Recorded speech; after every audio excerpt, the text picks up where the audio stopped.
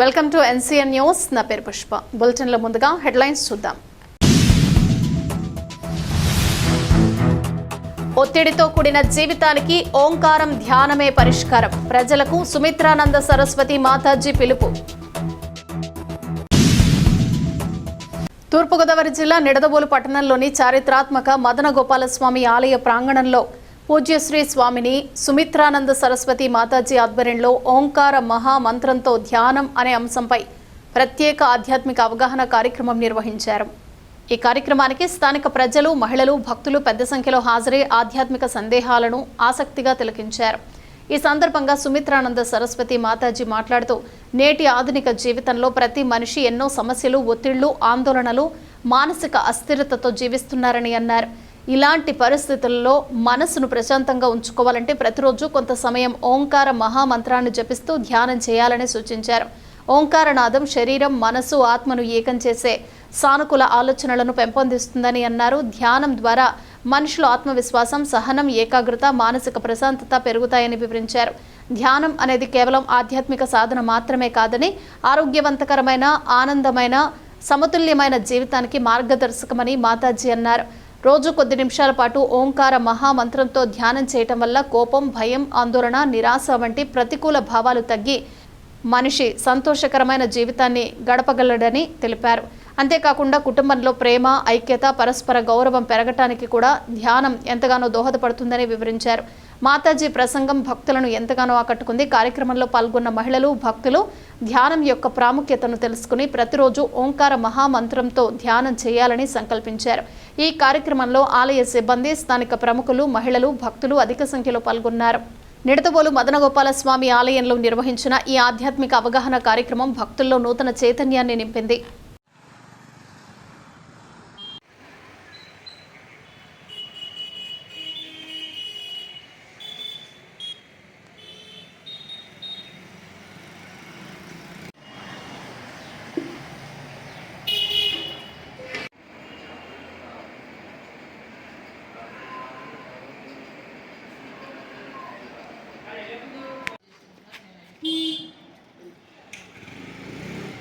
భగవంతుడిని చేరుకోవాలి అని అంటే తప్పనిసరిగా మనం భగవంతుడి కోసము అన్నప్పుడు భగవంతుడితో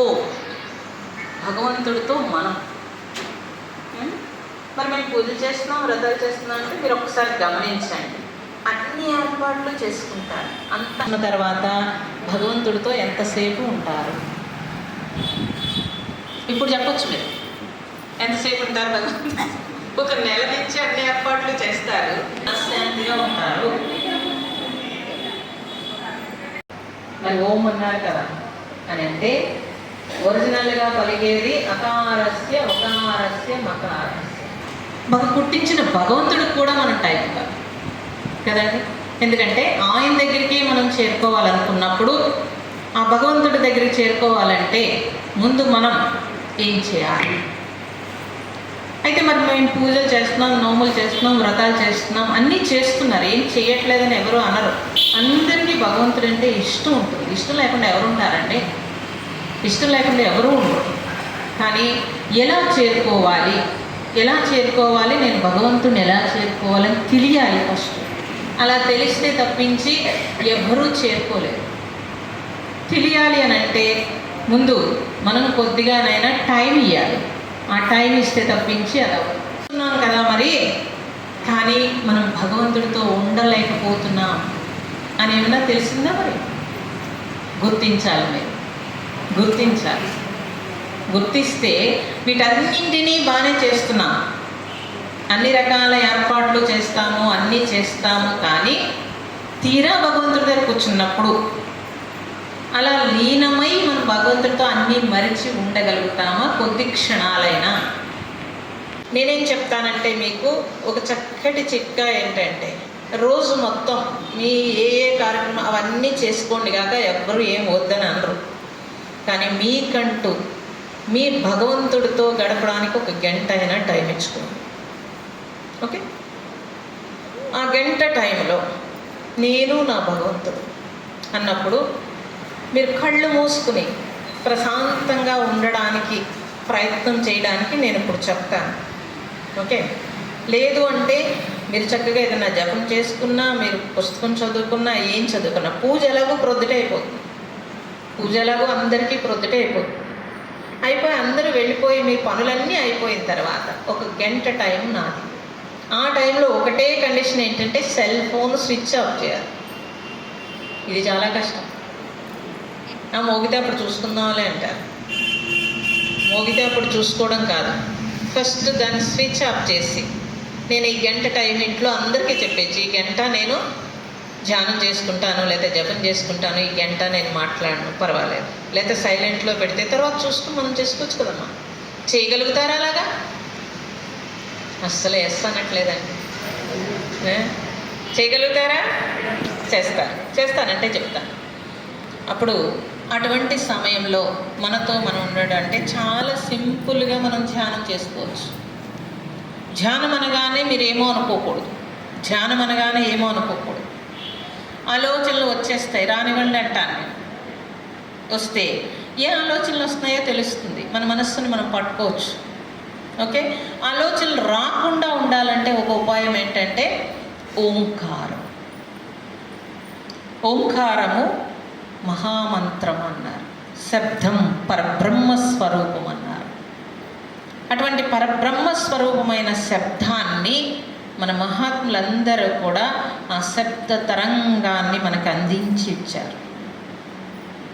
అకార ఉకార మకారముల కలయిక ఓంకారం.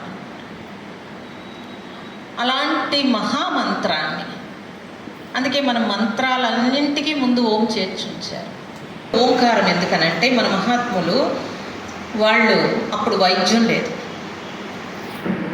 ఆర్గాన్స్ అన్నిటినీ కదపడానికి లేదా ఆర్గాన్స్ను శుద్ధి చేయడానికి మంత్రం కనిపెట్టారు. మంత్రంతో గాయత్రి మంత్రము 1400 సంవత్సరాలు కృషి చేసి విశ్వామిత్రుడు కనిపెట్టాడు.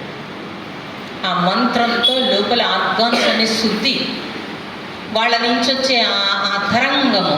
అందుకే కదండి ఇక్కడ దేవాలయాల్లో పుత్రికులు వాళ్ళు ఎటువంటి మాంసాహారం తినకుండా సంధ్య చేసుకుని ఉదయము సాయంత్రము అన్నీ చేసి వేదము పఠించి చిన్నప్పటి నుంచి దాంతో ఉండి వాళ్ళు శుద్ధి అయి మంత్రం చదువుతారు. ఆ మంత్రంతో ఆ దేవాలయాలన్నింటికీ ఉద్దీపన అంటారు. అంతటి శక్తి మంత్రానికి ఉంది. అటువంటి మంత్రముకి ఓంకారం ఎందుకు పెట్టారు అని అంటే, మనలో 72,000 నాడులు ఉంటాయి. అవన్నీ మీరు కోపము, చిరాకు, విసుగు అన్నింటి మీద ఒత్తిడికి గురవుతాయి నరాలు. అవన్నీ యాక్టివేట్ అయితేనే మంత్రం కరెక్ట్గా చెప్పగలరు. కాబట్టి ప్రతి మంత్రానికి ముందు ఓంకారం చేర్చారు. అలాంటి ఓంకారము అకార ఉకార మకారముల కలయిక అన్నప్పుడు ఆ ఓంకారం శబ్దం కాబట్టి శబ్దం ఎక్కడ పుడుతుందంటే నాభిలో ఉద్భవిస్తుంది. కాబట్టి నాభి స్థానము బ్రహ్మస్థానం అన్నారు. తర్వాత ఆ శబ్దము మీ హృదయాన్ని తాకుతుంది. స్థితికారుడు ఎవరు? విష్ణువు కదా. పూజ చేస్తారా లేదా? ఈ సృష్టికి స్థితికారుడు విష్ణువు. ఈ హృదయంలో విష్ణువు ఉన్నాడు, కానీ 6 అరిషడ్ వర్గాలు కప్పివేయబడ్డాయి, మనకు తెలియబడట్లేదు. నమస్కారం ఎక్కడికి వెళ్తుంది? హృదయం దగ్గరికి వెళ్తుందా లేదా?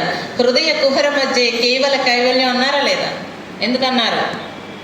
ఆ హృదయంలో స్థితికారుడు నిలయమై ఉన్నాడు, కానీ ఈ 6 అరిషడ్ వర్గాలు కప్పివేసి తెలియబడట్లేదు. తెలియబడాలంటే ఈశ్వరార్పితం నిశ్చయాకృతం చిత్తశోధకం ముక్తి సాధకం అన్నారు. ఈశ్వరుడికి నన్ను నేను సమర్పించుకుని ఇంకా చిత్తాన్ని శోధిస్తే, ఎక్కడైనా ఏదైనా వాసన మిగిలిపోతే దాన్ని కూడా తీసేస్తే ముక్తి సాధకం, ముక్తిని పొందుతావన్నారు. అటువంటి స్థితికారుడు విష్ణువు ఇక్కడ బ్రహ్మస్థానంలో పుట్టింది. శబ్దము విష్ణు స్థితిని ఇక్కడ తీసుకుంది. ఇక్కడ ఏముందో అది తీసుకుంది, బయటకు వచ్చేసింది. బయటకు వచ్చేసాక లయం అయిపోయింది. లయం అంటే ఎవరు? శివుడు. ఆ బ్రహ్మ విష్ణు మహేశ్వరులు ముగ్గురిని కలిపేది ఓంకారం.